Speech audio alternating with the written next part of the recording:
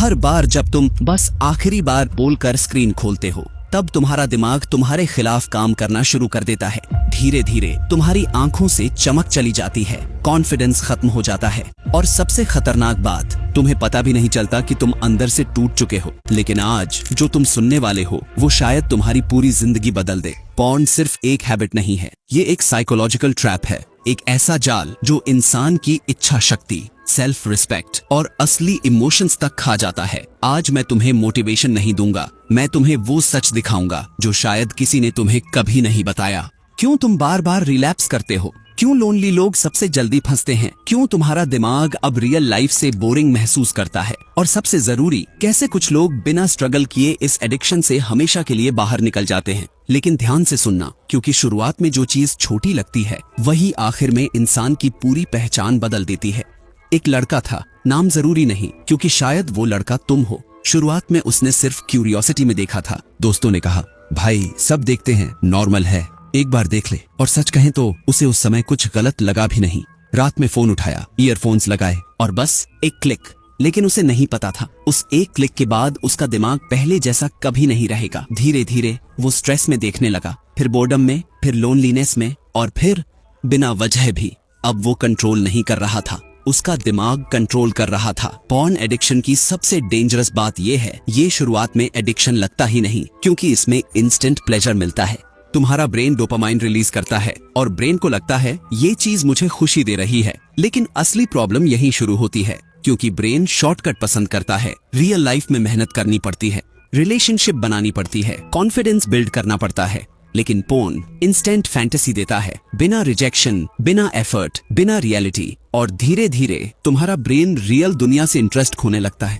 सबसे बड़ा झूठ क्या है पता है? कि मैं कभी भी छोड़ दूंगा। नहीं, अगर तुमने समय रहते कंट्रोल नहीं किया तो एक दिन तुम्हें रियलाइज होगा कि तुम खुश होने के लिए नहीं, एस्केप करने के लिए जी रहे हो। हर एडिक्शन की शुरुआत छोटी होती है, लेकिन उसका अंत बहुत बड़ा डैमेज छोड़ जाता है। लेकिन असली खतरा अभी शुरू भी नहीं हुआ, क्योंकि अगली चीज तुम्हारे कॉन्फिडेंस को अंदर से खत्म करती है।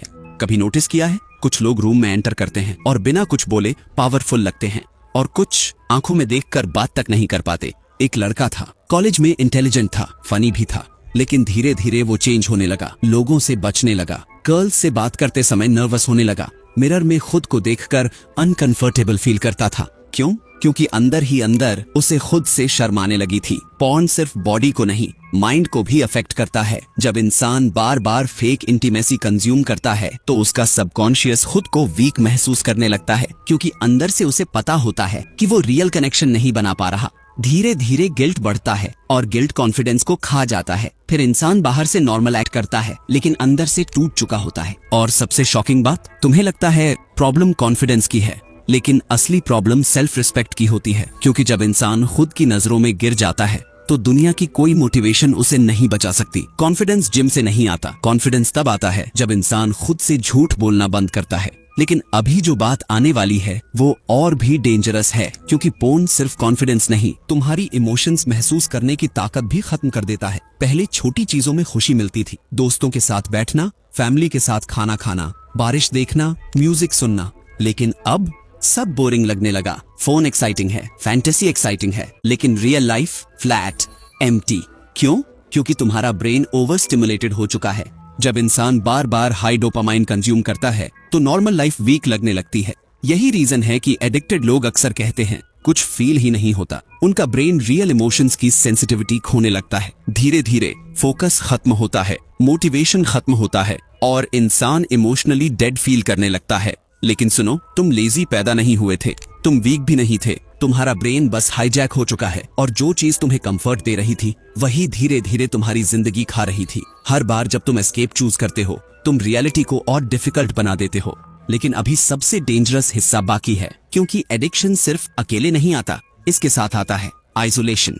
एक समय था जब वो लोगों से फ्रीली बात करता था, अब रूम लॉक, कर्टन्स बंद, फोन हाथ में और फेक दुनिया में खोया हुआ। धीरे धीरे उसने लोगों से मिलना कम कर दिया, calls ignore, messages seen, family से डिस्टेंस। उसे लगा वो बस इंट्रोवर्ट हो रहा है, लेकिन असल में वो इमोशनली डिस्कनेक्ट हो रहा था। एडिक्शन का सबसे बड़ा वेपन क्या है?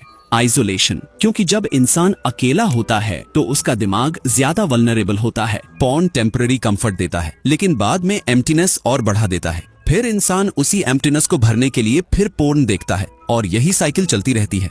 यानी जिस चीज को तुम लोनलीनेस का इलाज समझ रहे थे वही तुम्हें और अकेला बना रही थी। कोई भी इंसान एडिक्शन में इसलिए नहीं फंसता क्योंकि वो बैड है, वो फंसता है क्योंकि वो इमोशनली हंग्री होता है। लेकिन अभी जो बात आने वाली है वो शायद सबसे पेनफुल ट्रुथ है, क्योंकि पोर्न तुम्हारे रिश्तों को भी डिस्ट्रॉय करता है।